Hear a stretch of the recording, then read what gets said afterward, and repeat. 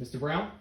Hi, my name is Ron Smith. I'll be your student physical therapist working with you today. So I hear you come in for us to look at this pretty bad wound you have on your leg, right leg, right? Okay, I'll just have a look at it right now.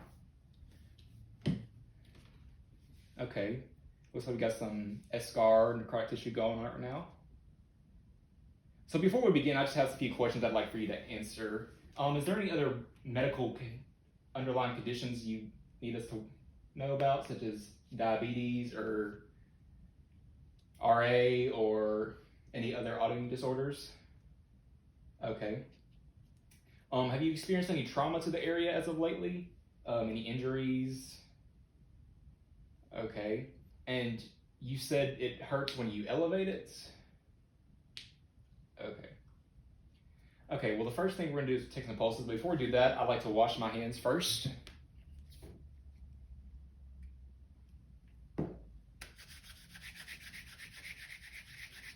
And then put some gloves on.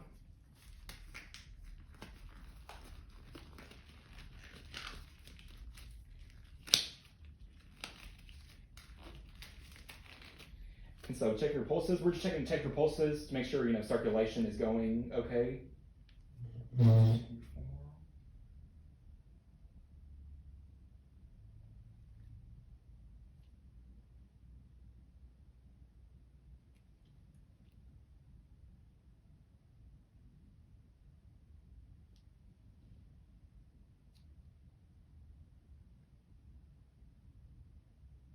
Next, we can check your ABI just to make sure there isn't any significant thing we need to do there to refer on.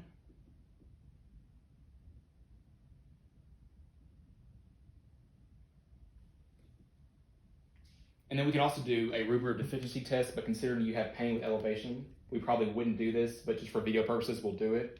So we would lift the leg up about 60 degrees, and we'll make note of how long it takes for the foot to get a pallor-like color. Okay, Mr. Brown. So as far as cleaning the wound goes, we're gonna have to get that black eschar-like tissue off. So what that means is we're gonna do this thing called sharp debridement. So we're actually gonna try to cut it off.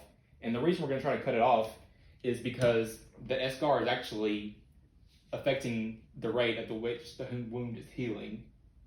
And once we get it off, the wound should heal properly. So first thing we're gonna do is we're gonna take our scalpel, and make some incisions.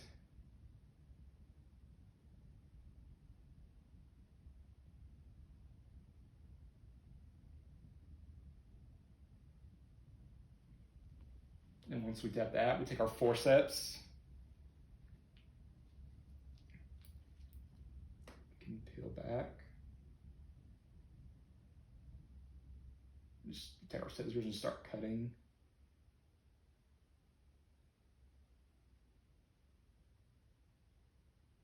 And one thing to make note of this is as soon as we start seeing bleeding or the patient can no longer tolerate, we would stop immediately. And then we'll dispose of the eschar tissue properly. And so once we have the eschar removed, we should probably see a more slough-like appearance, yellow appearance. And what we could do is, at that point, we could try to let the body debride it by itself using autolytic debridement. But as far as further cleaning the wound, we could apply some lotion around the wounds to help it get moisture, not dry. And we could also apply some hydrogel into the wound to also help moisturize, because we want to get the wound have moisture, but we don't want to have it dry. Okay, and once now this is done, we can actually assess the wound. So we can measure it now. We'll take our tape measure and measure length.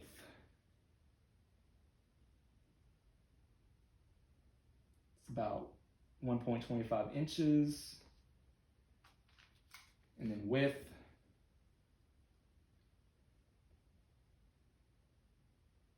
It's about 1.5 inches. And then to just make note of the texture of the wound. It's cold to touch, it's round, there's signs of hair loss. It looks pretty deep. considering was a pretty severe wound. It had eschar-like tissue now, but now we have more of a sloth-like appearance. And so now to address dressing the wound, what we'd like to do is like to apply a semi-permeable foam, which helps keep that moisture out, keeps the moisture inside the wound what we want.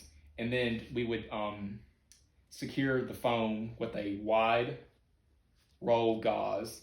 The big thing we want to do is don't want to compress this because we're already getting a lack of blood flow to this area. So we don't want to further compress and further occlude more blood that we already don't have to the area.